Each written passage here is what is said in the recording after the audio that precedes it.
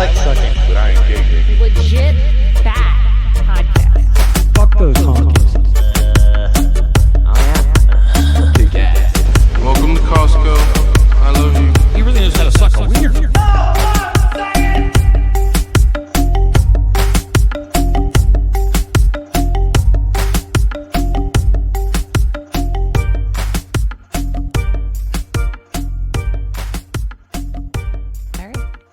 All right, well, welcome back to Legit Bat. I'm Joe.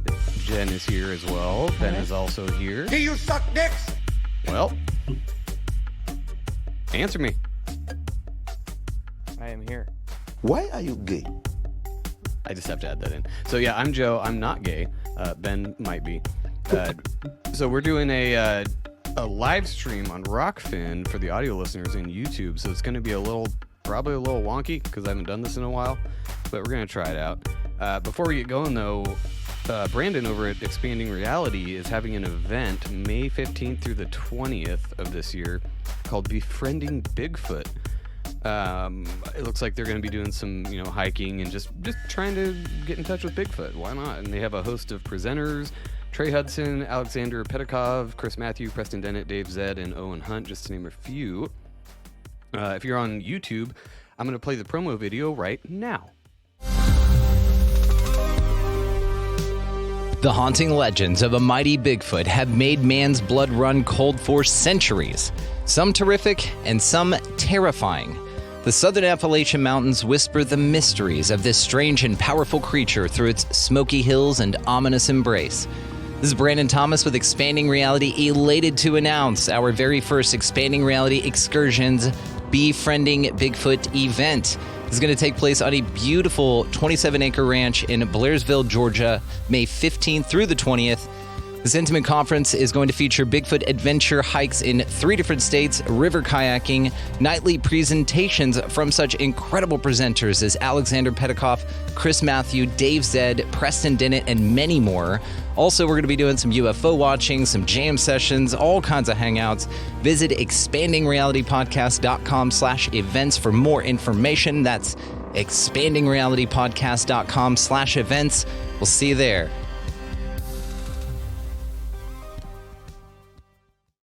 If you're on the live stream, though, sorry. You can go to YouTube if you want to see the promo video. But so if you're interested in that, I'll put the links to all of his stuff in the show notes, and you can check that out in May if you're down in that area. It's in Georgia, North Georgia, I think he said. Probably should have read that part too.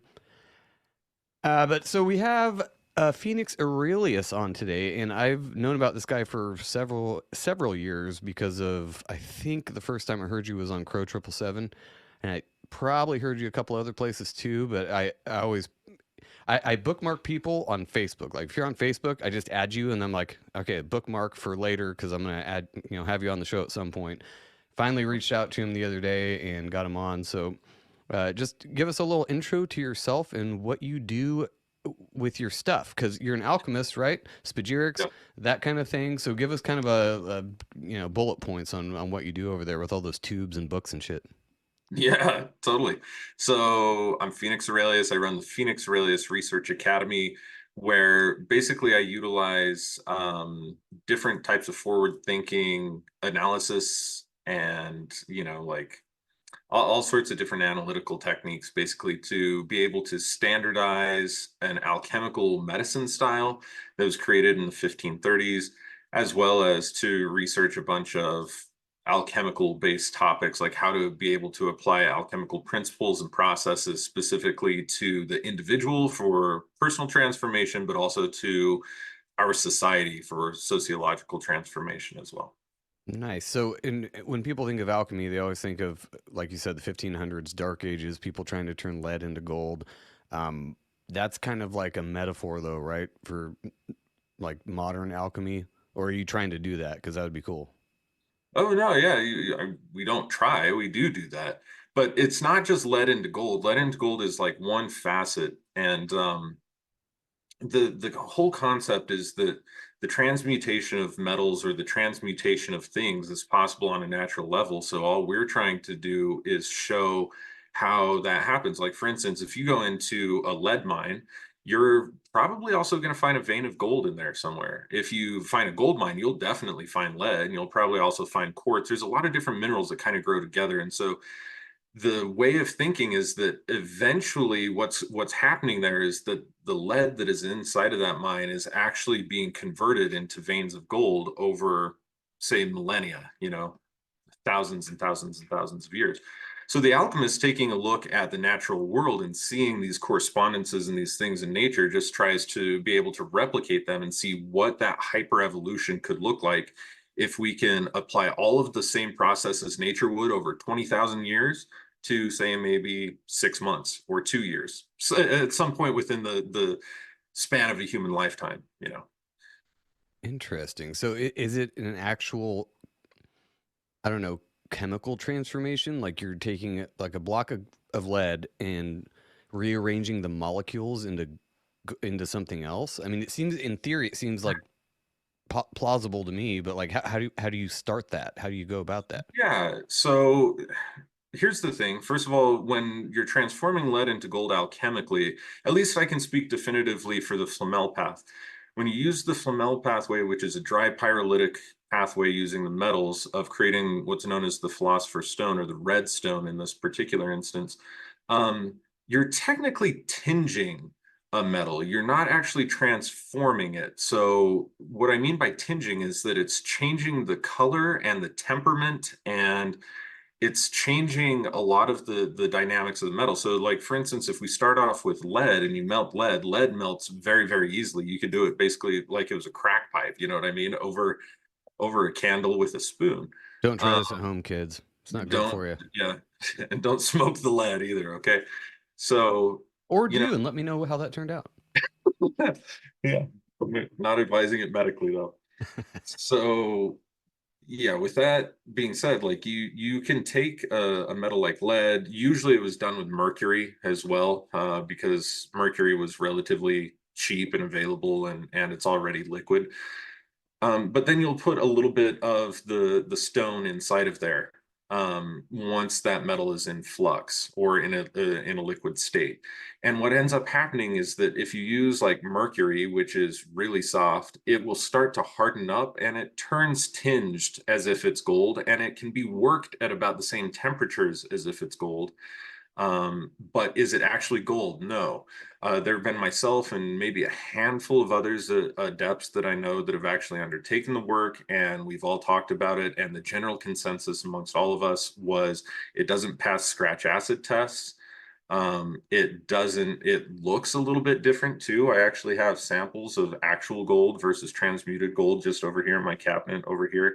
And you'll see that the transmuted stuff, if you didn't know what you were looking for, could easily pass by a fake if they weren't doing any sort of chemical testing. It's great for making jewelry. Its best application is for making more medicine though. So yeah, like people, let's just get that one out of the way. The Philosopher's Stone is real. There are multiple pathways to make the Philosopher's Stone. Are you making real gold? No. Does it look and act and behave like gold? Sure does. But yeah, like if you were to use like scanning electron microscope or other forms of assay, even besides scratch acid test, you would find out it's not actually gold. So, but for all intents and purposes, I mean, what do we use gold for? For jewelry, for electronics? Does it behave the same way in electronics?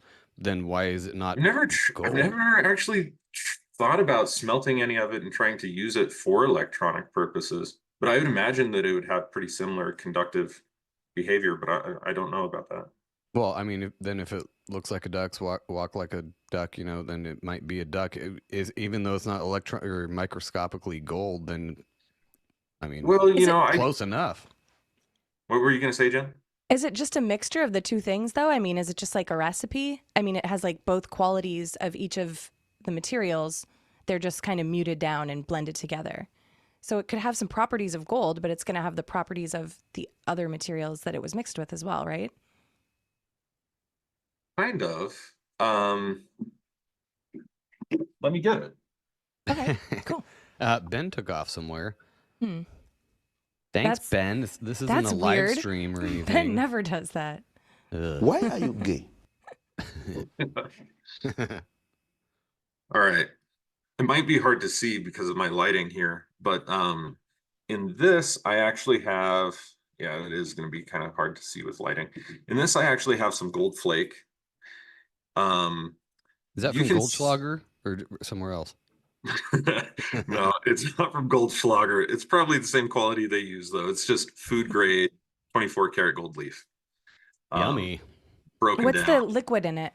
What liquid is it in? That is probably going to be like a glycerin and water concoction, something that will Okay. be viscous enough to kind of allow the gold to be suspended. Okay. This is transmuted gold, and you can kind of see the difference side by side there. Over time, this even takes on more of a kind of a purplish hue, which isn't there initially. It makes a really good colloid. Like you can, just like you would make a gold colloid, you can cast a little electrode out of this and connect it to your electrodes and inside of a water solution that will make a colloid as well. But they work at pretty similar temperatures. They melt at pretty similar temperatures. They can be engraved the same. They have like similar durability in that regard. They dissolve in the same solvents. So I could see how, like, without chemical testing, the old dudes, my predecessors, would have totally been like, it's gold, man. It's full on gold. Probably But would have been easier to fool people in the 1500s too. Every time I think of alchemy, I think of what's the game like Skyrim. Ben, you would know about that. Like you go to the alchemist and you can transmute different things and it's kind of that same. It looks like the same time period, like 1500s old school shit. So totally. I love the idea of it. And how did you even get started on all this? What was it? Skyrim? Is that what you were like? I'm gonna do that too. No, to be perfectly honest, I never even played Skyrim until like 2 or 3 years ago when I was like, it was a really cheap download for the Switch at that point. I downloaded it and the horse dynamics were so bad I couldn't even that game did not age well. Everybody was raving about it. By the time I got around to it, it was shit. So I got it on the How Switch dare too, you. and can confirm it is a difficult to play. Ben loves it. He has a nerd boner for that game, and that's fine. I prefer Zelda, but I am all the way. I mean, it's 12 years old, and after they did the remaster for the next gen consoles, I got it immediately. And yeah, it's a goofy game and it's hard to get a hold of. It's so detailed that one little thing can take you hours on end, but that was actually kind of the part that I liked about it was how detailed it was. Well, yeah, because you're a fucking nerd. Of course, I never did. I never actually did the alchemy part of it, finding herbs and things like that, and making potions. I always just went and bought them because I'm like, I don't know anything about this shit. No, I think that's why alchemy gets. We always talk about this with like pre-programming in movies. As soon as you see something in a game or a movie, it automatically kind of in your mind discounts the reality of what it might have been or what people actually knew. So when you see something like that in a game, you're like, alchemy, these nerds. That's what used to be, came before chemistry when we actually knew science and whatever. So that's what I was getting at is how did you come into actually looking into doing all this, and how did you get started with all those tubes and bubbles and shit you got back there? Yeah, well, the tubes and bubbles and shit, that's a long story. But the first part is pretty simple. Like I wanted to be a skater when I was a kid and dislocated my ankle like 3 times in a 90-day period. And the doctors were like, nah, man, you're not going to be a skater. Like you've got to give this up for a long time to let this heal. So he's like, And okay, alchemy then. Natural transition. yeah, exactly. It's like, well, plan B. No, the way that one happened was that I just ended up spending a lot of time in the woods, and I was smoking a bowl one day and looking around and being like, I don't know the names of any of these plants, not any of them. I was only 16 at the time. I was almost 17. So I went to my computer lab and I had transferred from a private school to a public school. When I was at that public school, man, like they just let me do whatever the hell I had. Also because I had so many credits, I could have graduated, but my mom wouldn't give me free time. She was like, nah, that's pretty much a recipe for ruining your life. So you can either get a job or you can do independent study at school, get more credits. So I did independent study, and they let me study anything I wanted. So I told them I was studying ethnobotany and herbalism, and they were fine with that. And I'd go into the computer lab and print off all these documents about different herbs and stuff. And after I started identifying some of them, it wasn't too long after where I was like, well, some of these are medicinal. I want to make medicines out of it. So I was just like researching different ways to make effective herbal medicines. And this was like in the early days where like Yahoo was the big thing, it was like the search engine. So yeah, I did these Yahoo searches and found these Yahoo groups, and there were these alchemists who were commenting in on different like herbal groups as well. And I remember one of them had shared a little flow chart from the Philosophers of Nature that said how to make a spagyric tincture. And I got that, printed that off, and started making it. Had my friends buy me the alcohol, and I would steal little stainless steel condiment containers from Denny's or whatever, and that became my crucibles. And I just go and have a big ass fire, and People thought you were making drugs, didn't they?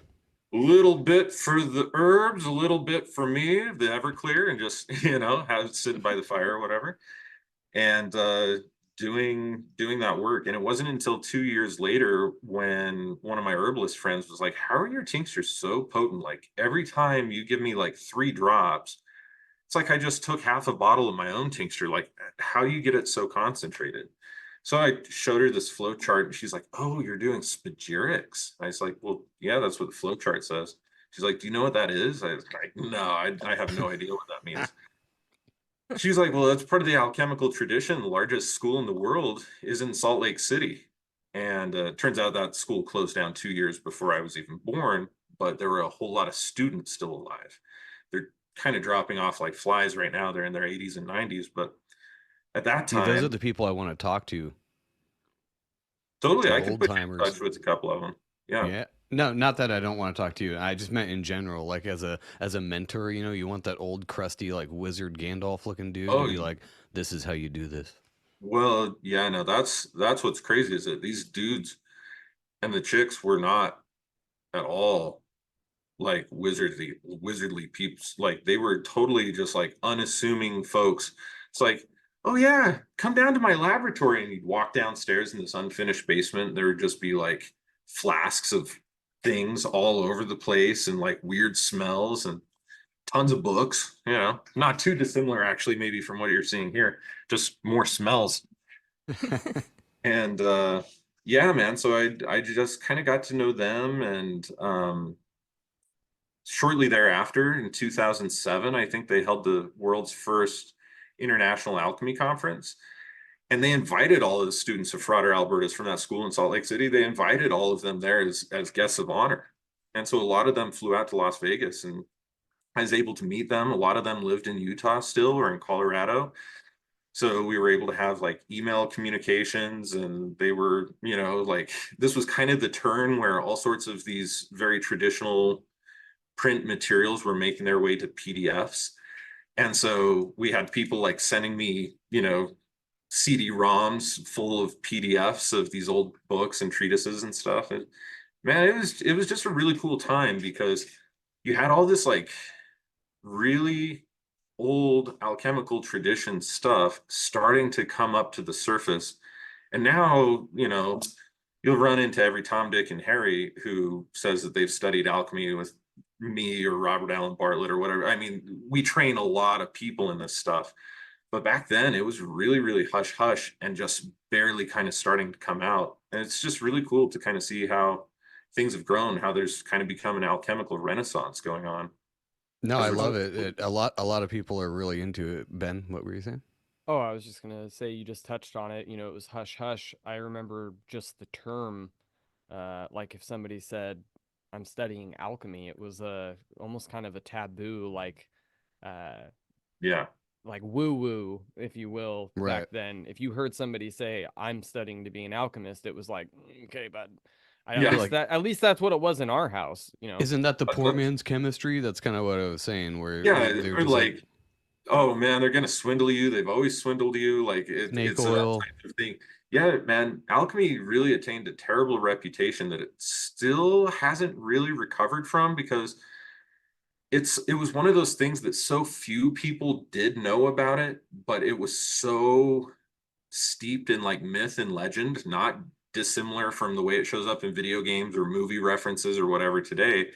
People know about it on the surface level, like they've heard about it, and they've in the modern day, it's like they didn't know what they were doing, but they definitely made all the fucking chemicals that you use today. You know, it was like that kind of thing. It's like, yeah, they had no clue, they had no context, but the truth is they stole everything from alchemy in order to invent chemistry. The only thing that differs is that there was a more simple and archetypal name for like how you would call different parts of a plant or a mineral or an animal that you could extract.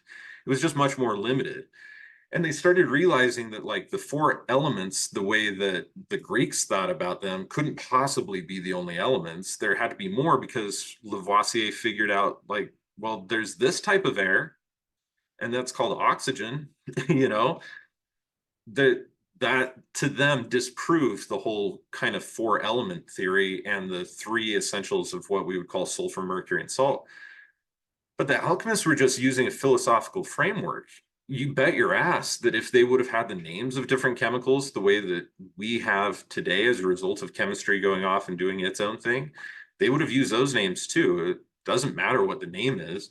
It matters like how that material can be broken apart and into what philosophic kind of things, and how you can work with it in a framework that was pre-scientific, you know. So the fact that science is like less than 200 years old and alchemy is more than 2000 years old just in the West alone, and then being like, yeah, they didn't know what they were doing. It's like, dude, everything you're doing today is actually built on what they did in their own time frame. Like, you can't just like throw the baby out with the bathwater because they had a different philosophy around how they view these things.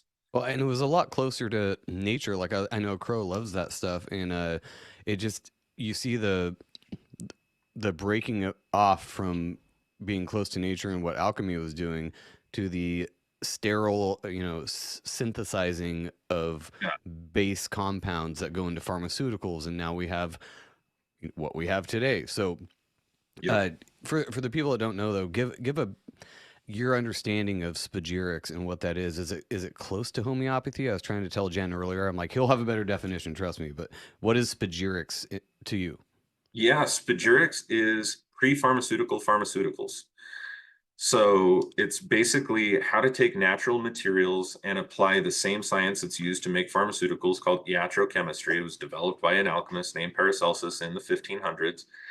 And he learned how to be able to take the mineral from a material itself and combine it with the different extracts and ferments that come from that material, and then to be able to make a really potent medicine out of that material by doing this. And so in so doing, he basically invented an entire field of what is known today as iatrochemistry, which is the chemistry that's used for pharmaceutical medicines.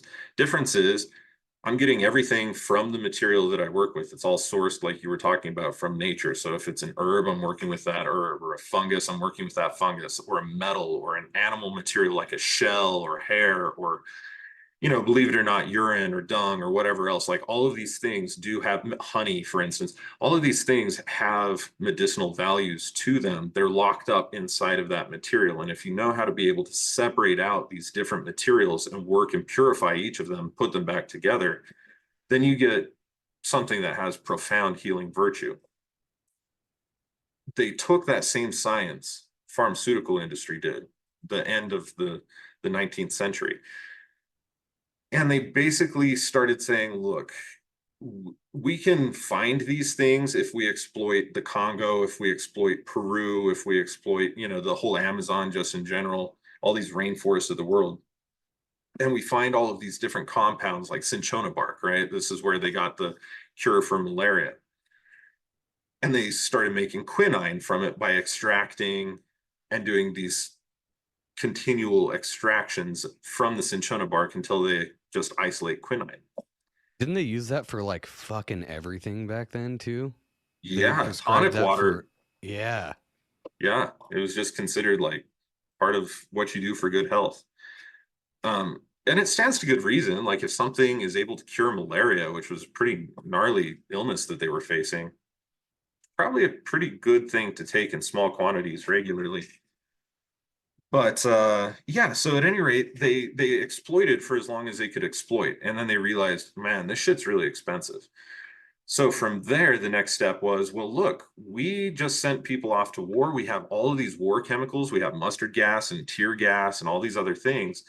If we can use chemistry to break these things apart, then we can make hundreds and hundreds and hundreds of different types of things, everything from like textiles to plastics to medicines to whatever. And we have these left over from the refuse from oil mining and from the war. And so the natural option for that form of economics at the time was, let's just use all these materials that we have. And they started synthesizing all sorts of different types of molecules instead of obtaining them from nature, because it's easy enough to do. You know, when you take a look at a molecule from a chemistry perspective, there's no soul to it, there's no spirit to it. It's just atoms arranged in a very particular pattern.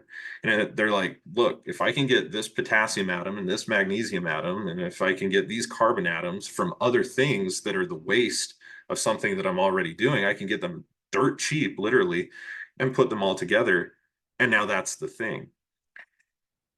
But it's not. It doesn't Does it have seem this. like to me it does, not to interrupt you, but I've talked to my mom about this. I'm like, pharmaceuticals seem like a perversion of, like they have the idea, like you said, the atoms, but it's like a perversion of what we're supposed to be doing for medicine. It might be the same type of thing, but it's not, because it's so clinically sterilized and synthetic. And nothing's synthetic. I know I'm gonna get fucking people saying that nothing is synthetic because everything But it comes from is. the earth. I get it, but I mean synthetic as in not supposed to be in that arrangement when you can get it somewhere else. And the other thing, not to rabbit trail too much, but the difference between, like, say, using marijuana or cannabis, that's different than taking a THC pill or a distillate or something like that. Oh yeah, So totally. because there's terpenes and there's these other compounds that work in tandem with the THC and the CBD and all these things. So you're getting the full range of what the creator wanted you to get out of that plant, instead of just narrowing it down to that one thing that gets you fucked up. Yeah, exactly. That's isolation, right? Like I would also make the argument, just like you, that isolation of just one molecule takes away from the entire intelligence of that plant. But from the alchemical perspective, you know, we say that everything has a soul, a spirit, and a body to it. And so, like for instance, you've drunk distilled spirits before. That's the Have spirit I? of the plant.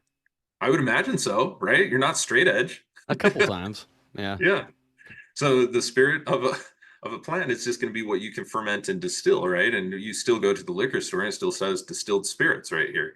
And so that's one of the like kind of hangovers from alchemical terminology. And we call that, in more alchemical terms, we call that the mercury of a planet. And it's just a philosophic principle. It's like an archetype.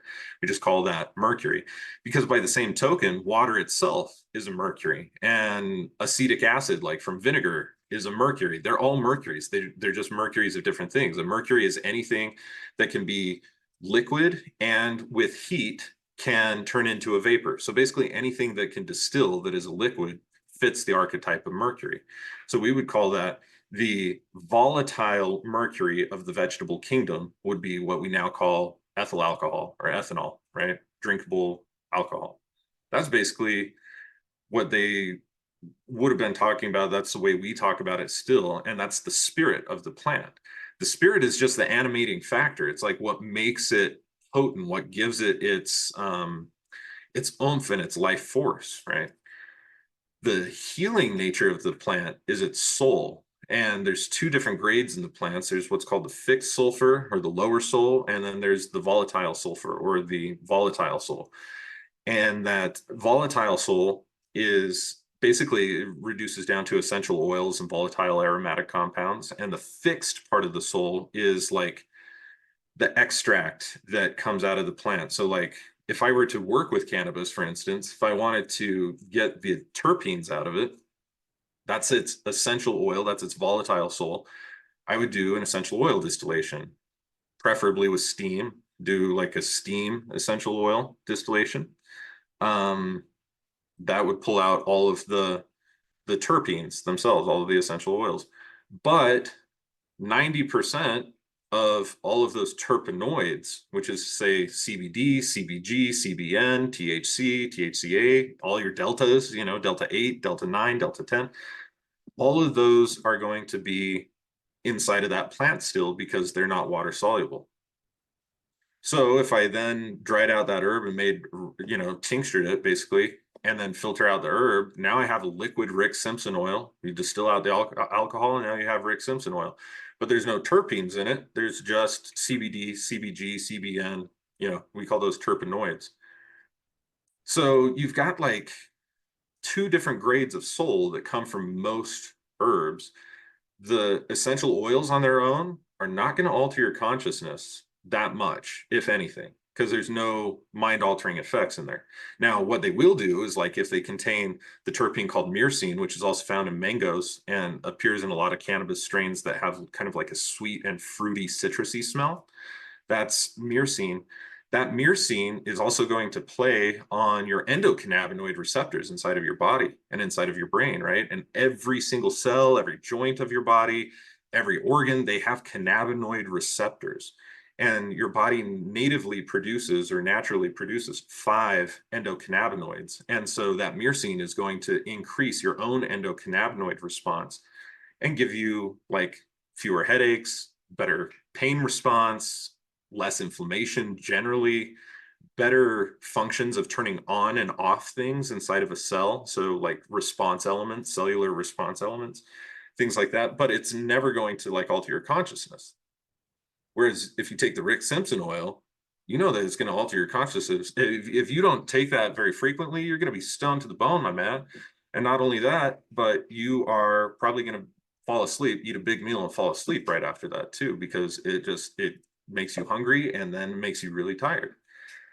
The terpenes aren't going to do that, but both of those are different aspects to the healing intelligence of the plant. And then the body is the minerals that come out of that plant. And most of the vegetable kingdom, like 95% plus, all reduces down to potassium carbonate. If you stick the ash of just about any plant from the entire vegetable kingdom into water, it's potassium carbonate that's going to dissolve inside of that water. The rest of it is ash and, you know, carbon based, just locked in carbon inside of that ash. Huh. So That's wild. Is there a reason for that? Is it because it's just all kind of, I don't know, coming out of the, I don't know anything about this. So is there a reason that it all reduces down to that? well, it reduces down to potassium carbonate. The carbon in the potassium reduces down to that carbon form because we're burning things away. And anytime you're burning anything, you're probably either going to get an oxide or a carbonate. So that's why And that oxides one. are bad, right? From what I heard. I mean, iron oxide is rust. You probably don't want to be, you know, like ingesting a lot of rust, but it depends on what is it bad for? Is it good to color shit? Yeah, totally. Like you can put iron oxide ore inside of, you know, glass when you're making it or inside of different paints or whatever else. I mean, everything has its uses. I wouldn't suggest just like eating a lot of raw oxides of just about anything though.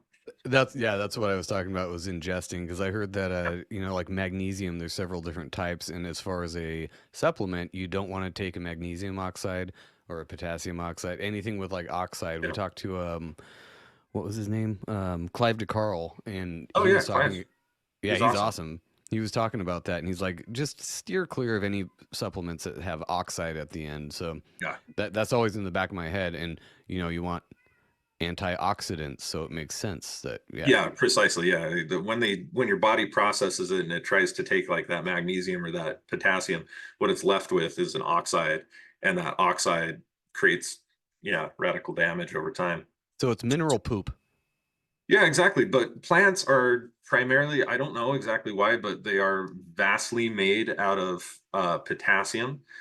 more than anything else, or at least that's what we can leach out of them more than anything else, because plants have lots of different minerals, but their ash does not contain all those minerals. Huh. It can be extracted out through other ways, but their ash contains potassium. So, and then, you know, like most mammals reduce down to sodium chloride, by the way. So like when you burn, you know, like human tissue or whatever, you get a lot of sodium chloride out of it.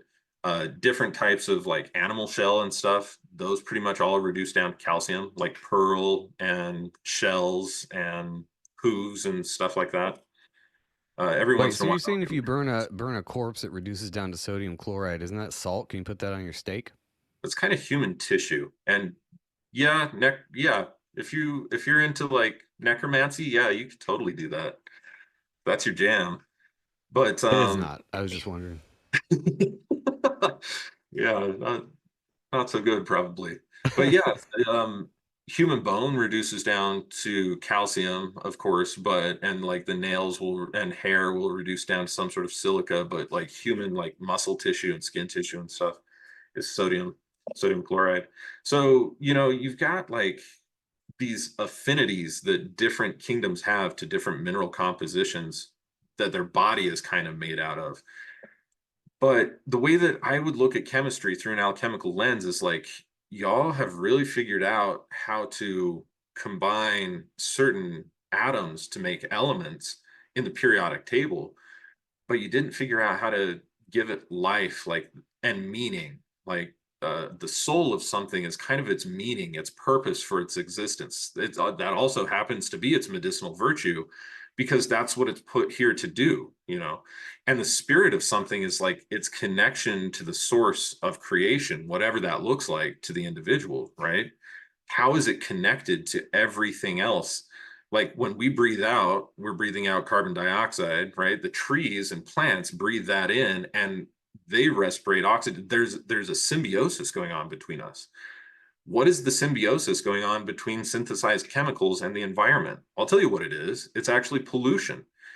And part of the reason why that is true is that when you take a molecule, let's say that it looks like this in nature, when we extract it from a plant and look at it, when you synthesize it, you can't get it to look like that, but you can get it to look like this. It's a mirror image, right? Our bodies and nature have evolved to understand this fluently. They speak that language. You give it this, it doesn't know how to do that. And I mean, if you take any of the characters in a book and you write them all exactly mirror image, you're not going to be able to read that very easily. You might be able to do it, but not easily and efficiently. The body is the same way. It can process some of that information, but it can't do it without getting dizzy and without creating side effects, because it hasn't evolved with that. It doesn't know that language. So when you synthesize a medicine and you give it to an organism who is a spiritual being, it's connected no matter how much we might feel differently, especially city dwellers, from, you know, however disconnected we might feel from nature, we're actually always still one with it. We can't escape that. These synthesized molecules, they've escaped that. And so when we're taking these things where we're designed to be connected with nature and we're taking in an input that has no connection to nature at all, it creates some side effects in the body.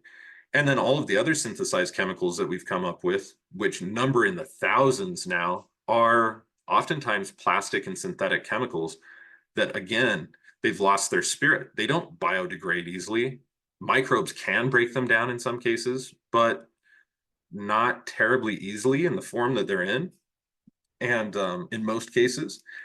And we're still having a problem with forever chemicals. Like everybody's wiping their ass with forever chemicals, for instance. You know, it's like on your toilet paper, it's on your paper towels, it's in your clothing, it's in your lipstick, it's in your hairspray, it's in your whatever.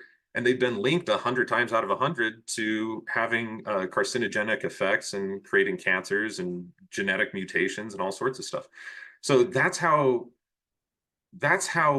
as an alchemist, I take a look at the pharmaceutical industry and say, you know, or even the chemical industry today.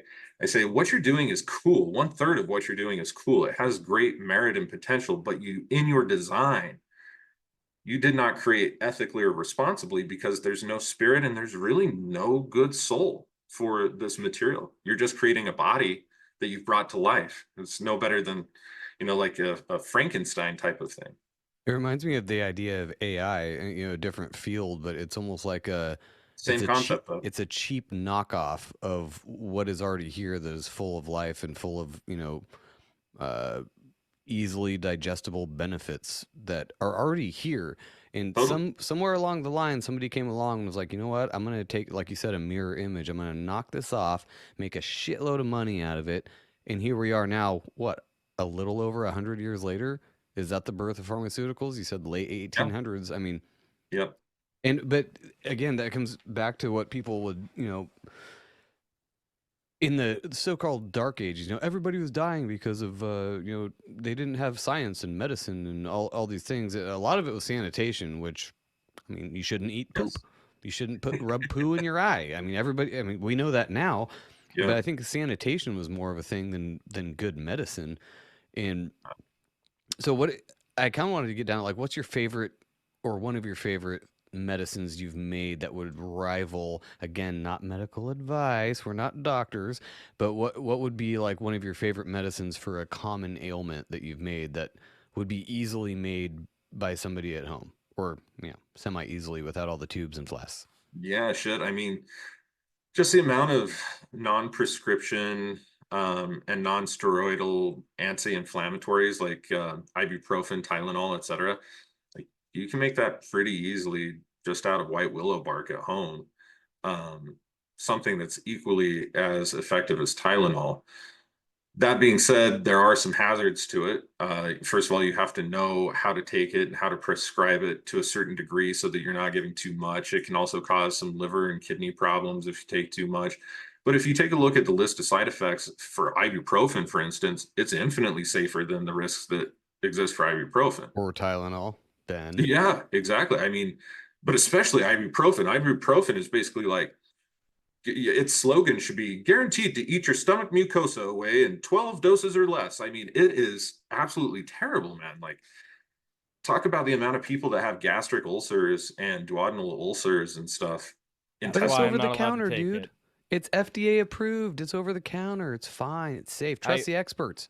I ended up having stress ulcers, and they told me they were like, in a pinch. This was years ago, and I've only had one bout of it within like 5 years after that. Haven't had anything like that in about 10 years. And they were like, just to be safe, if you have to use it in a pinch, otherwise stay away from it. Use Tylenol if you. So basically, since that point, unless I have to take Tylenol, which ends up being more frequently than I would like, I uh, bet, yeah. I just, any of those pills, any like pharmaceuticals scare the shit out of me. It's one of the things that I don't want anything to do with. Yeah, I did I have can't I believe did have a question for you though on something that you had mentioned earlier. Was it kind of popped into my head. What is something that you like, your great, not greatest accomplishment, but like something that you wanted to create and you were able to succeed in doing that? And then the other thing that I was going to ask is, did you accidentally happen upon creating something or discovering something that you didn't plan on? Oh yeah, totally. Well, shit, man. I mean, my whole job is just to research things, and always, like, even before I was getting paid to research things, I was still just researching things.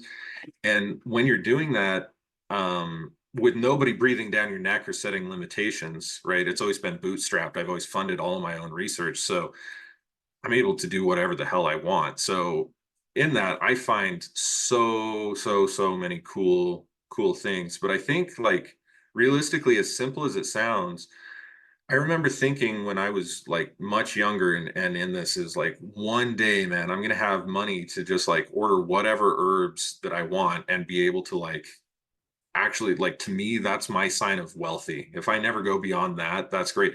Because some people don't realize, but like, actual Cordyceps sinensis that's harvested from Bhutan or from China, for instance, the actual parasitized caterpillars, those for a gram can go for like $400 a gram, depending on the buyer. Um, Jesus.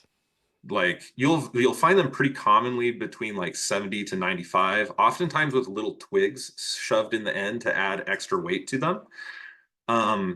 That They're is a no-no in drug dealing. You're not cutting your shit with I know twigs. Come exactly, on. but you know what? They don't care. They're going to get paid for the weight no matter what. People don't ever think to break off a little piece to even check for those things. So you'll find adulterations like that a lot in Chinese shops, but they go for so much. And if you get like a 20 to 40-year-old American ginseng root, for instance, you can plan easily on paying $1,200 for less than an ounce of that. So, I mean, we're talking like extremely awesome, rare herbs whose medicine are just like so profound that people value them a lot. And I remember thinking like one of these days I'll be able to do that. And these days I'm routinely doing that. Like I have Cordyceps sinensis and Cordyceps militaris, both in parasitized caterpillar form over there. I have rare minerals and gems and all sorts of stuff that I get to work with. I mean metals of too, rare and precious metals, silver and gold and copper is more pricey now than it has been in a long time, so I feel good having a decent amount of that. But yeah, man, like realistically, it's for me it wasn't about like one item that I made, it was about like where I'm at with what I'm doing. Like this is such a weird niche thing to be in, especially not just like producing and providing products like a store, but like I'm just researching this stuff and I'm making it so that people can fund my research by buying the things that I make. But that to me is an accomplishment that I'm even able to make like a business model out of this that is actually legitimate and honest and doing real research and bootstrapping it like that. To me, I think that that's really the biggest accomplishment from all the struggles that I've been through. I imagine it would be hard to kind of pin down with everything you do because I've seen some of your videos and the things you're looking at on Facebook, or I'm looking at you doing on Facebook, and there's so much. It's so over my head that I can't. I'd have to have the time in the day to actually because I have a 9 to 5 job. I'm not. I don't have time to. Yeah, look into exactly. that Like stuff, I'm a normal person. I don't geek out in the lab all day. but it would be hard to pin down like one thing that really stood out. But all of it together. So I think this is the future. I hope at least because, like we said earlier, people are coming into looking into these things a little bit more and being like, oh, maybe there is something to all these old timey ways that we kind of discounted for so many years. Um, and I think it's mostly to do with the pharmaceutical companies. They're starting to teach everybody, especially in the last couple years, if you know what I mean, that maybe they don't fucking know everything, and maybe they're just out for the money. Maybe they're just trying to make as much money as they can on some whatever chemical that you don't know what it is, and it might kill you. Yeah. I'm not going to say what that is. It's a sharp thing though that goes in your arm for Yeah, a just bullshit cough and cold. That's what I'm going to say on that. yeah, I mean, truly though, I mean, especially the last couple of years, people are more hip on seeking out natural remedies than ever. I mean, admittedly though, you like if I had to draw like a Venn diagram of effective medicine, pharmaceuticals would probably be one of those circles.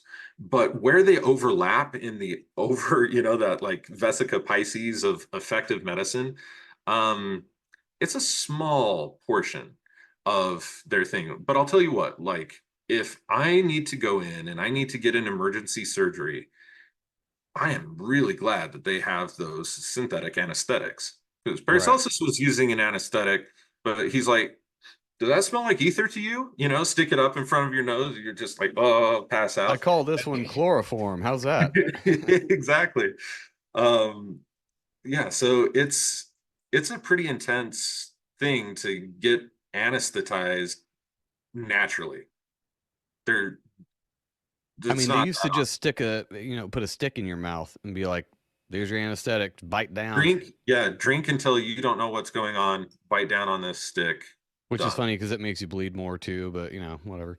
The That idea is was funny. just to do the procedure. If the person lived, that was divine providence, And didn't get an infection afterwards. Awesome. Yeah. Wow. And he was 16. He lived to a ripe old age. Good for him.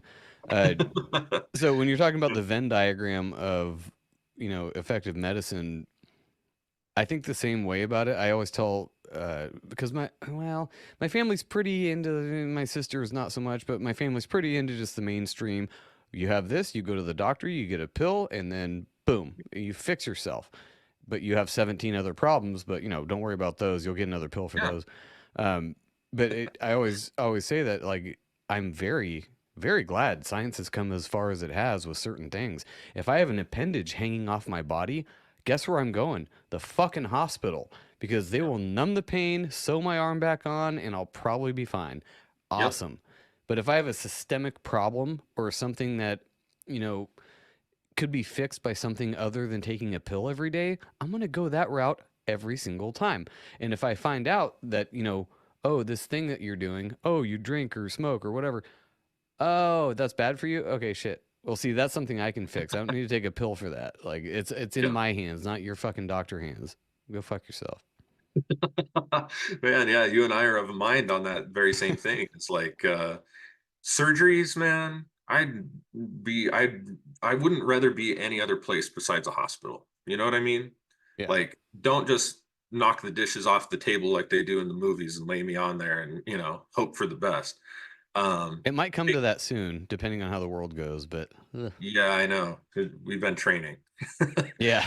But yeah, so like you said, though, for anything that's like systemic, chronic, even acute types of conditions, like if you learn the basis of Ayurvedic diet, especially Ayurvedic diet is like a really easy thing for Westerners to understand. There's a lot of it translated into English terms, so it's not like you have to learn Sanskrit in order to understand all of its principles and ins and outs.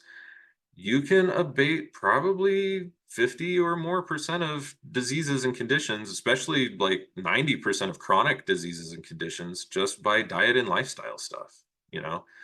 Um, there are a lot of other conditions that arise for a lot of different other reasons. And, it's like diet and lifestyle is a big part of health and wellness, but it's still not the whole picture.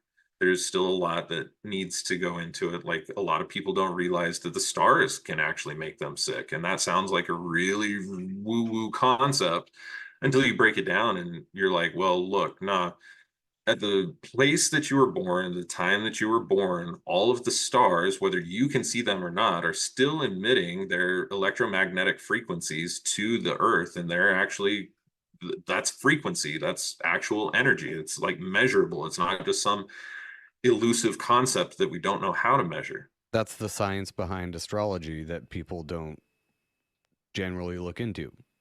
Like, there is Yeah, actual science behind it. they don't even want to like admit that that could be the case. First of all, because how are they going to profit off of it? If you run studies showing, well, I mean, we know we can measure the wavelengths of various light spectrums that reach us from stars and from planets. We know how to measure them in terms of their brightness and magnitude. We have all of that technology. But if people were to actually say, how does this electromagnetic, say, waveform that's hitting you actually have any sort of impact on your health? They can't replicate that star and give that star to you. There's no money in it, so they're not going to be performing any research on it. Whereas for me, the answer is, well, what if you don't need to replicate the star? You can actually just balance out the way that that star is supposed to show up in the human biofield.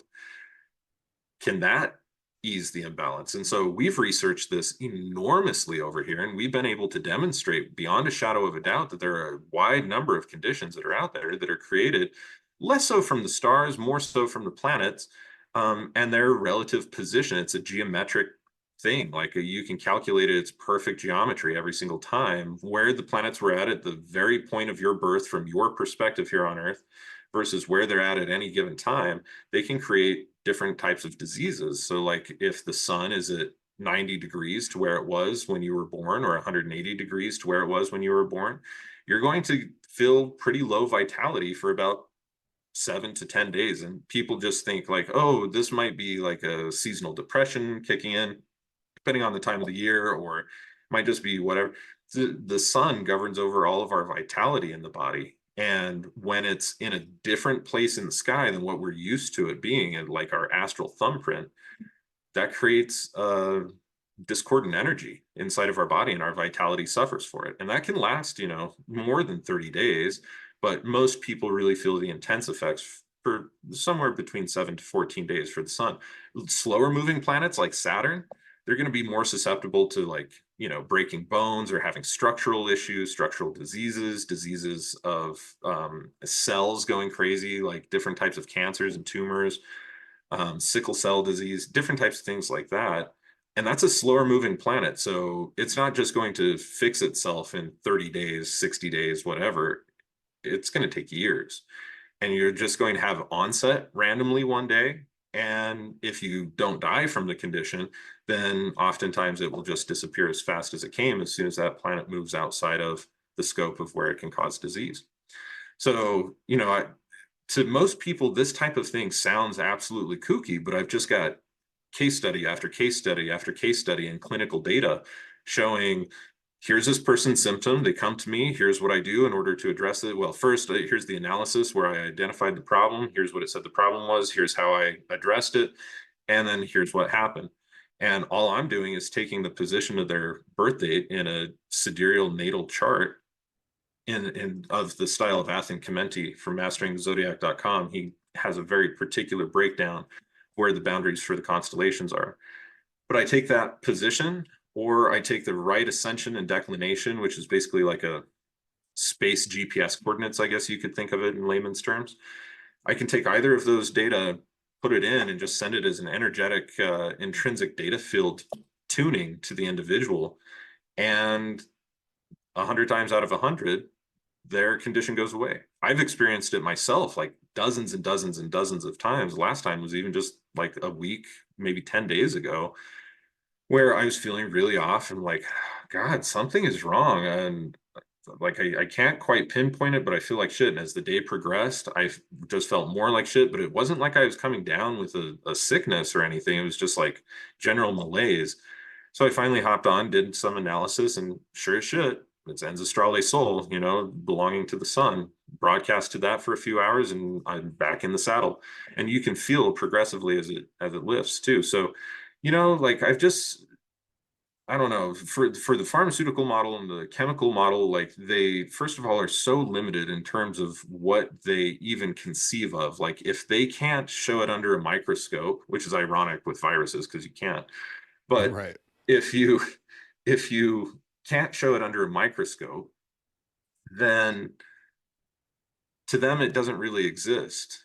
In the meantime, they're living the most unhealthy lifestyles that I've ever seen. I mean, you talk about like the soulless nature of finance, right? You talk about like that's what funds that beast.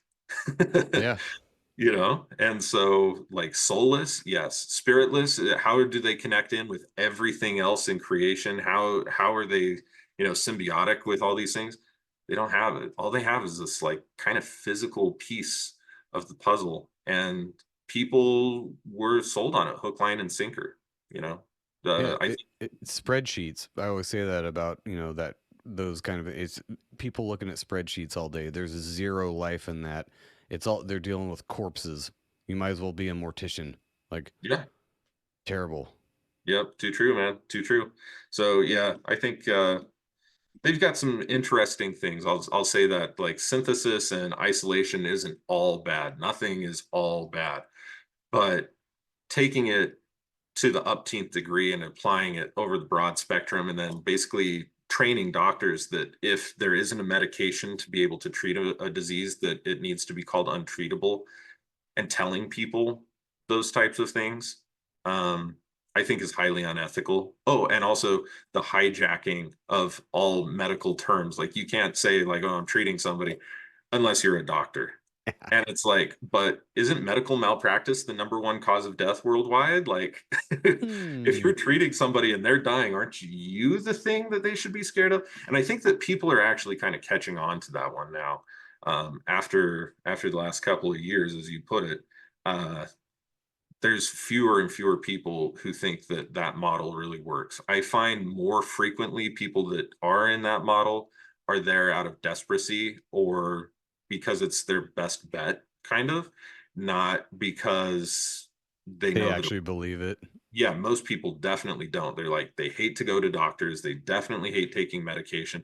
They'll tell you that. And you're like, well, so why are you taking it? They're like, because I don't know what else to do. Where else do I Right. go? How do I even find out about what else to do out there? So Yeah. that's the general attitude I encounter more often than not.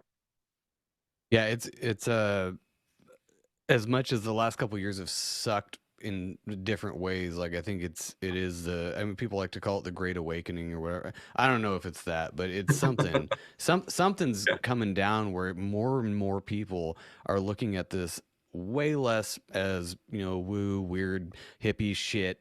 They're like, wait a minute, and they start look. All it takes is one little thing, and they're like, let me look into this weird thing. Oh, this actually worked really well for so many years. Why did we stop that? And to me, when there anything I get at the store that's like, this is not FDA approved, I'm like, fuck yeah, I'm buying that. Yeah, put that in the cart. Yeah, add to cart two of because them. fucking yeah. I think people are Give trying me to all take of 'em. stuff into their own hands too. Like people started growing food.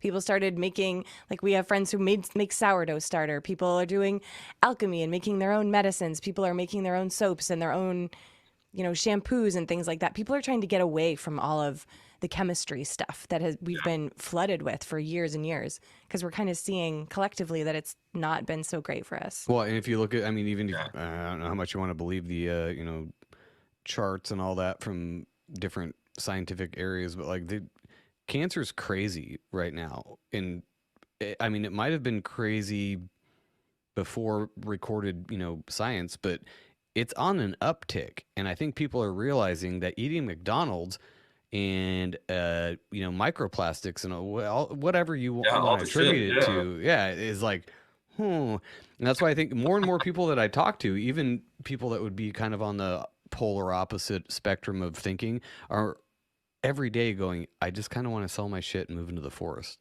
And For real. that's a tall order. You got to know what you're doing. Like you're talking about looking at different plants and not dying from the first one you eat, like our ancestors did. But they'd be on their own. They wouldn't be at the mercy of the man. They wouldn't be having to pay property taxes or having to go buy food at the grocery store. It's taking control of their life again. But yeah, it's just general As we're responsibility. supposed to We've live. been bottle fed for so long now and just dependent on daddy government and mommy science and everything else that's just, Yeah. you know, nobody knows how to take care of themselves. We're big fucking walking babies just walking around going, mommy, give me Tylenol. I hurt. My Because they tummy made us too hurts." busy. They made it, you have to work, you have to live the dream, you have to buy a house, you have to have a bunch of kids, you have to always, always, always be running around. Yeah. And we'll take care of all these things for you. You don't have Yep. to do any of that The yourself. convenience thing, and it is an easy trap to fall into because it's real comfortable. They made it impossible. You'd have to really try to get out of that. Well, Oh, and I people, mean, I think people it's are. like, yeah, it's like scraping at it. I mean, let me just put it this way. I've always wanted to get the hell out of the system. In order for me to even be able to see the glimmer of that, I have had to work my ass off inside of the system in order to be able to make anything of myself and to put away enough money or whatever to buy a place in the poorest state in the entire nation. You know what I mean? Like, I'm not even kidding about that. Like, we bought a house in West Virginia recently, like in the last 2 years, and it took me like 15 years of like scrimping and saving and like working as hard as I possibly can, like ultra grind, in order to be able to buy a small little piece of property where people aren't, because there are just way too many places that like are way too expensive, where people are, where, you know, That's the and main one where people are. yeah, where people are. Let me just tell you, man, like, if you there was this thing back in the 1800s. I think it was like late 1800, 1870 to 1890, somewhere in that time frame. All of these folks went out, all these like scientists went out all over the world, and they studied all different types of societies and communities. And their major takeaway was that once a society gets above, say, like 200 to 500 people, now predation happens on people inside of that society. There are the haves and there are the have-nots. And a small, like elite, quote unquote, class of individuals takes rule over the greater minority. and basically subjugates them to doing all of the work and the labor while the workers live with very kind of poor conditions, and the top, echelon, We'll say 1%. yes, probably less exactly, than that. lives Yeah. in absolute luxury because they have all these things provided. If the society stays below 200 to 500 individuals, you can just talk shit out amongst each other, and you can fight each other, and you can solve problems internally. You don't need this big overarching thing where one group, the intellectualistas of the group, basically say, hey, look, we'll come up with your laws and your structures and all these other things, and all you have to do is completely support us and do whatever we say. Right. There's somewhere where you get to that ground. And I thought about this for a long time. Most of the folks that I know are not valuable to me to live around. It's called the general public. I get you. Yep. Yeah. Like, what skills do you bring to the table? Like, I've been doing farming. I know like a decent amount about how to be able to mine my own ores, how to go down to rivers and find my own steel, how to smelt the steel, cast the steel, work the steel. I've got all the tools for it. I know how to See, work. this is the guy you want to live with in the apocalypse because he's going to be the blacksmith alchemist. You need that in Skyrim. You need this guy. You need that in Skyrim. Like, who can shoot your damn horse? But these are the types of things that I'm always thinking about, is like, there aren't that many folks that I really know that would provide that much value to me in a situation where we would need to create our own society. And Can I you think imagine? Most of them are going to be like, I can do TikTok dances very terribly. That's No, my seriously. service. And also, where's the pizza? Like, Yeah, that's it's what like, we'd be faced with in an apocalypse right it's now. like, It's where's the scary. pizza? Build the fucking cob oven and I'll grow the other things. And in 14 months, we can make a pizza. It's like, it's that type of deal. And I just don't think that people think like that anymore. It's like, people who don't garden, for one, don't understand the time frame that the earth provides you with, because that's a real thing. If you want to eat lettuce today, you should have planted that 30 days ago. Right. If you want to eat like potatoes today, you need to plant that like 6 to 9 months ago. Like, you can't just go out and be like, I'm living for today. That is a luxury that that is actual white privilege. Yeah, that really is. Or black privilege. I mean, anybody who has money Western. that can be like, hey, I need to work today because I need money, and you have that privilege, like, that's first world privilege for sure. Because realistically, man, things don't come for nothing. And you have to put your investment in long before you ever get a return, and that return is not guaranteed. It has nothing to do with an IRA or a fixed account or any of these other like financial weird shit that we have come up with for our society. And so, who do I know that has that work ethic? Who do I know that has the know-how and the skills and the tools already? And who do I know that if shit really hit the fan, I'd be able to say, we're on the same team. Let's look out for each other, and I'm going to look out for you and your family the way that I would want myself and my family to be looked after. There are it's going to end up being districts like Hunger Games. You're going to find your little group, and you're going to have like, security staff, and that's going to be the big motherfuckers that can hold a gun. That's fine. I'll make people laugh. I'll be the court jester or whatever. Jen will just be. I garden. I grow food all year, actually. Joe, so. That's exactly what I was going to say. You're like, Jen will just be the nothing. Yeah, and you're like, bitch, I'm feeding you. Like, I'll make you laugh. I just grew sourdough starter, whatever. Joe, you can be the jester, and I will be the bard. Not skilled in anything else, but hey, we can make people laugh. I'll play. We'll be the entertainment. You can sing, and I can tell. Don't you guys have CCWs though? You guys can still protect us. You could still be security. Oh, I could also. also You guys are good with guns. Yeah, I could hunt. I could see like, stuff. oh yeah, that too. I could tan you hides. guys, all right. Whatever. And then we'll take it over to him, and he can smelt stuff onto it. Also, if you need anybody killed, I would be happy to do that. In that scenario, I will be an assassin as well. Yeah. Yeah, I think anybody would. I mean, you start, it's like the thing, like, fuck around and find out, like when shit is serious and everything that you have is on the line, it's not just like, oh, I can replace this with insurance or whatever. It's like my survival's at stake. You'd be surprised how people react, you know? All bets are off. Yeah, Yeah, exactly. you Fuck start around to and find find things, out. you start to take care of your things a lot better, not take things for granted so much, even your own life. That little Yeah. potato plant that you're just like, oh, I look at you every day. You're like, please grow potatoes. I really want some mashed potatoes in 6 months. Please. Yeah, we have to start planting soon. Before we get out of here, I always like to do like, it's not a prophecy prediction thing. I just like to see what people think of upcoming events. And this Thank you for eclipse listening to coming the up Chit on, I Chat. believe, Please April address 8th. all We've got a content lot of grievances people to talking go about fuck it because it yourself makes at X over the yourmom.com. U.S. Is it and- crossing next over week. you? Do you know anything about that?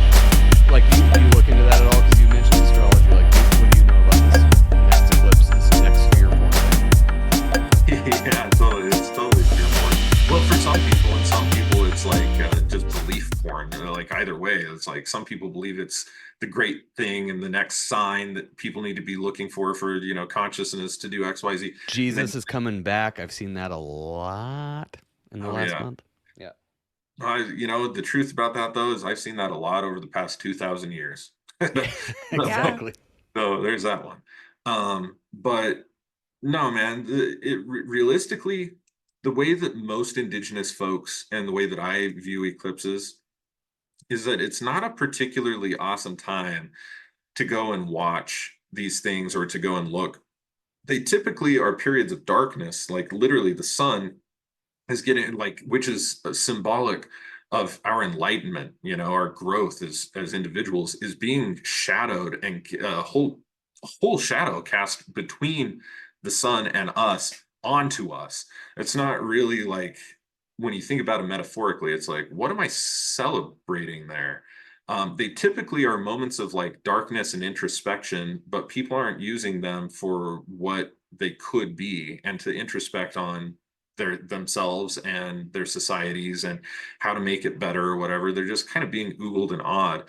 So, you know, I think my biggest take on this is like, good job to the tourist industry for hopping on this one at this point, because And they are, man. Like, this is the first eclipse I've ever seen where Travelocity is like, oh, you want to come see the eclipse? Stay at any one of our billion hotels. You know, it's like literally Schools are closing Yeah, down. school districts I are mean, closing down in New York and Texas and wherever that path is because they expect so much tourist traffic that they're like, fuck it, we're not going to run buses that day. It's wild. I've never seen this much hubbub over a fucking eclipse. It's like, No, I thought that the last one that happened, you know, I knew that a lot of people could see it in North Carolina. They went crazy over that. And the one a few years before that, they even had a festival of it. You could see it in Oregon, and there's a festival up in Oregon around that. And I was just like, okay, more reasons to listen to shit music, dance like a prick, and take a lot of drugs. And if that's what you're into, I mean, who am I to judge? But at the same time, it was just like this weird thing that like people got it in their consciousness all of a sudden, like, let's celebrate the eclipse and have no idea what it means. And I'm just really impressed that it's gotten to a point where even like big corporate businesses are like, we got to prepare for the eclipse now. I don't know if it's a good thing or if it's a bad thing, because on one hand, it's like, yeah, we do need to be a lot more aware of what's going on in the heavens, because so many of the themes, if you watch them, those are the cycles of consciousness. The same exact themes repeat. Nothing is new under the sun. It all just keeps kind of rehashing itself. And you have two options. You can either understand the archetypes in the stars, or you can learn history.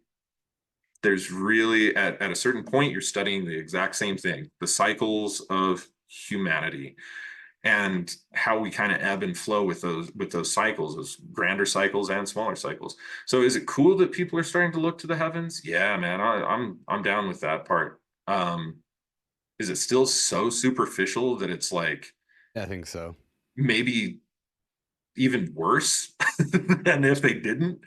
Yeah, I don't know where I sit, but I remain hopeful. If I don't have hope, I don't have much. So hopefully this is a sign of good things to come. And hopefully, no matter how people view this upcoming eclipse, they get a little taste of what they want, because I don't want folks to walk around disappointed. That just creates a more frustrated world, and I have to live in this world. So for Christ's sake, be happy. Well, I mean, Hell yeah. if you're going to be living where people aren't, you should be way happier than a lot of us. We live in a small enough town, and I mean, we went to Boston last weekend. Shout out Ron from New England. Great to hang out with you, buddy. And even that's not even it wasn't really Boston. It was like Salem. It was about 30 Right, 40 yeah. minutes north. Even that though was enough for me to just want to be home in my little town. And it's not even that little, but it's little enough that I'm like, It's very city like. That's where I so grew much up in quieter. Massachusetts, so I have a different mentality. But I absolutely love where we live. It's very quiet.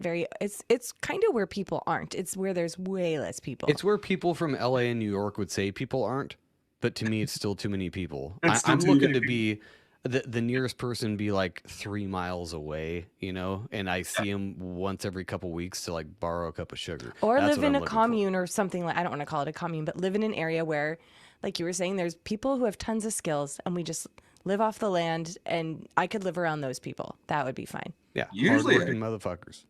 yeah. Well, some of them, I mean, I don't know how many actual like communities y'all have checked out.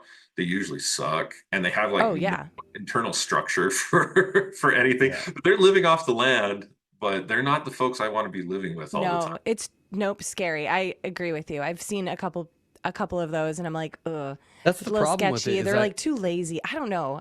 They need to be honest, or they need to have some sort of integrity and not be trying too Yeah. hard to live off the land. Like they're just trying to. They're like, you know what I mean? Yeah. Like It's they're like going through the hipsters. motions of like trying to Yeah. not be in society, and it's like, no, I don't want to necessarily do that. I just want to like reap the benefits of the land and just be on our own, Well, but Yeah, not I to just be want like, to live a fuck more that. simple life, really. You Yeah, know, it's what exactly. it comes down to is like just get off the fucking hamster wheel and like actually start living life in a way that seems like fulfilling. And I know one thing, like when I go out and my hands are dirty from an honest day's work in the soil, I feel amazing.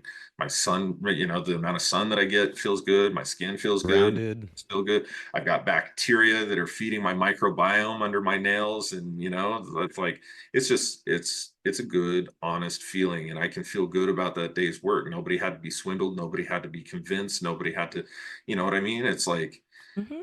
there's no advertisement to it. It's just It is what it is. unadulterated Yeah. and real. Ben, what were you saying? Oh no, it was just what you guys were touching on with some of the communities. It's more of a trend than it is actually embracing what it means to attempt to do that. It's like they want to be minimalists as a badge of honor rather than understanding that if you really embrace that lifestyle, it's because everything that you have, you use. And Yeah. if you want something else, you have to create it. And that takes learning a new skill. And like you said, you know, years and years of investing in order to get what might be a small payoff just to try to learn to do it better. It's like, yeah, I mean, hipster was a great term for that. That was all I was going to say. It Well, kind of like you wouldn't brag about it. You wouldn't be like, "Look at us, we're doing that." Like the No. advertisement aspect of No, it. you Like you wouldn't wouldn't have talk to. about it. Exactly. People you would wouldn't have to be come on- and find you. you wouldn't be on social Right. media. Like you wouldn't advertise at all because you wouldn't even know what a phone Tell you was what, you anymore. wouldn't even have time. Like, man, No. people that are Right. actually doing shit like you're gardening. When you're not gardening, you're like preserving, you're, you know, freeze drying, dehydrating, canning shit. You ain't got time. Sleeping. to take There's a Pictures. Be reason like, why cute, might delete later. You know, there's it's a like, reason why people would say we're wasting daylight. It's like you would get ready for the sun to come up. Hell, half the time already be working before the sun was up.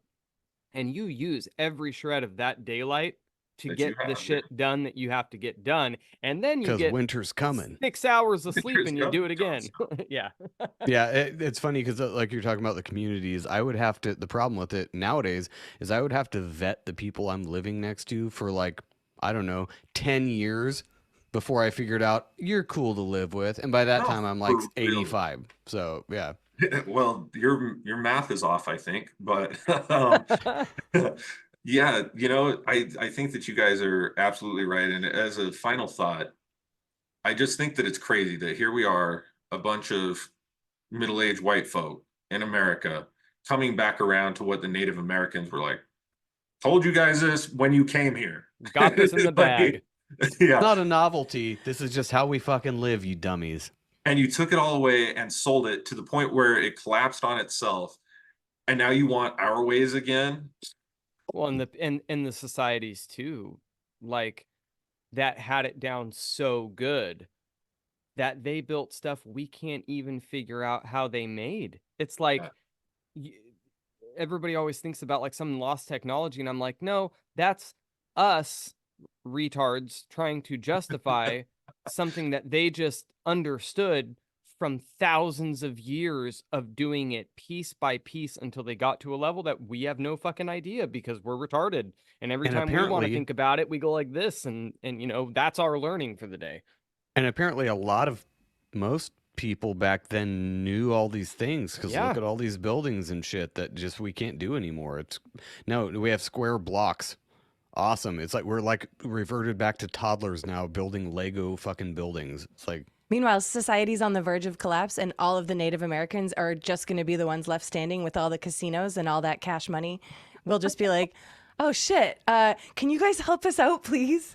And they're like, "Peace." We're You know, like, gonna we "You have- got to get play at the back. slot machine 2 hours a day at least." like we have teepees over there that you don't know about. Don't Yeah. worry about it. I think all it would take though is like the grid to go down, and that's been a lot of Yep. talk lately too about EMP, solar flare, whatever you fucking want to call it. But man, if the solar's grid were to crazy. go down completely, and all these Gen Zers, and even I mean I hate to say it, but us, if Yeah. all of us lost access to the internet and our phones and electricity, we'd figure it out or die really fucking quick. If you Really want to fast. separate the wheat from the chaff really fast, That's bring the the way to grid do it down. right now. Let's Yeah, do it. that's the way to do it. Yeah, I mean, we're working right now. Like most generations don't know how to run their business on paper anymore. Right. And even assuming that they still had paper, they wouldn't How to know make it? Yeah, exactly. They wouldn't know how to make it. They wouldn't know how to do shit. So it's a really strange thing. Anybody about 70 years old and older, they're still hip with like how to do things without computers. They grew up in that. Oh, yeah. They didn't grow up with that type of technology. And so the boomers are doing good, man. Sad yeah. for us that, we killed them off with margarine and, petrochemicals. and Oh, whatever. Olestra and anal leakage. Well, even kids. So Yeah. my daughter is 18, and she was trying to drive we live in a small city. It's a very small city in Northern California, and her phone screen broke or something, and she couldn't use it. And she was like, "Well, I can't go into Reading." And I was like, "Why?" And she's like, "Well, I can't use my maps." And I was like, "But you have eyes, and the it's place daytime. she's been to 1,000 times. You don't know how to go anywhere. You couldn't even look at the signs and kind of figure out your way." And she's been there a bunch, but she's always staring at her phone, and that's what guides her. And she has no clue how to look for landmarks like we did back in the day when we were kids learning to drive.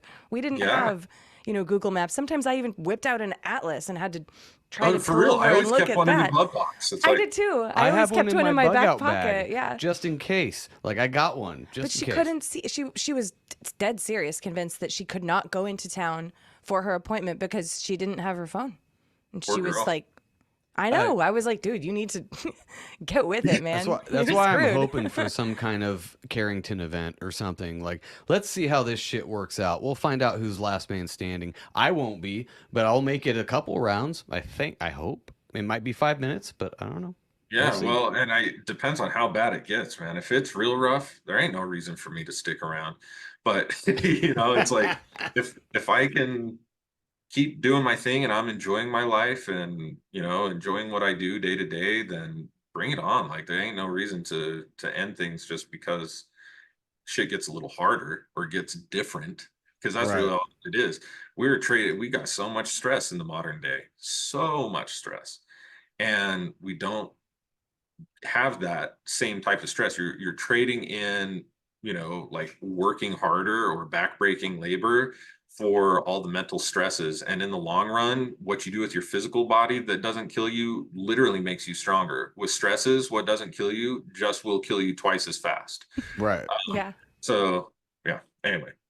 No, I love that because I've always said I can't wait for it's a time in my memory or hopefulness that I would love for the only stress to be survival. It's a big stress, but it's the only one. It's the only one you got to work towards. But there's such a reward. There's no reward for the Yeah, stress living. in this life. The stress of working, you go to work and you're like, I'm so stressed. And then you leave and then you have to go back and do that again. And it's the But same wi- stress. Yeah, over and It's over. the same thing, but there's nothing that you get from it except for that you get to leave at 5. You know what I Yeah, mean? I know. But the stress Yay, of it's surviving Friday. or the stress of trying to make sure that you have to cover all the plants because there's a frost coming, the reward is like you get to eat later that year when you get to harvest your crop, Yeah, I straight. think we're all yearning for that time. I think everybody who listens here would at least semi agree with us. But dude, thanks so much for coming on. Is there anything you want to plug? Make sure you send me any links you want added into the notes. But any final comments or plugs or anything you want to get out there?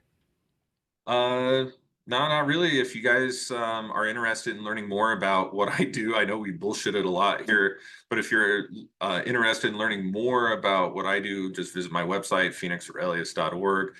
Anything that you buy on the site directly supports my research because I don't take a dime from any investors or financiers for our research because that inhibits what I'm able to study, what I'm able to publish, etc. So everything is all bootstrapped here. So your purchases help support us, and that means a great deal. Nice. Awesome. And by the way, you've probably never listened to our show, I imagine, but that's what we do is we just We kinda get bullshit. everyone, every serious person who comes on the show who's like has a great skill like you. We always end up bullshitting, but it's good though. We end up It's saying fun. and other It's stupid chill. Funny shit. part is, I think this is probably an episode that Joe didn't use his soundboard as much. Yeah, I in heard regular I heard it intervals. twice, I think. I was going It's to say, just to you make said, I fun know of we Ben. bullshitted a lot, and my first thought was, we actually didn't bullshit nearly as much as we usually do. All right, that's very fair, Ben. Good point. So I appreciate your sincerity in that and the willingness to come back on. But totally. yeah, would love to have you back on. Thank you so much for all the information. This is actually one that I think Lene really would have appreciated being on if she So wasn't who is sick. gay? No, thank you. I'm super interested. I'm going to check out your website because I want to learn how to do this stuff. I like learning how to make little medicines and little whatever things. We Yeah, try to do our own stuff all the time. I definitely have a Doesn't always couple work more out. questions about spagyrics and everything, and we'll have you back on for that. Rad. Specifically with kratom, but we'll leave that for the next yeah. time. Yeah. Totally. We just released a new one, by the way. We'll leave it there. Kratom elixir. Oh, And fuck yeah. I'm pretty sure that is going to be much more potent than the tincture. Yeah, there's a lot to that. Anyway, we'll save it for round 2. Nice. All right. All right. Well, Okay. thanks everybody. Thanks for listening. I think our live stream worked. I closed out the window already, so I don't know. But yeah, I guess that's it for today. And thanks for watching on YouTube and Rockfin and audio.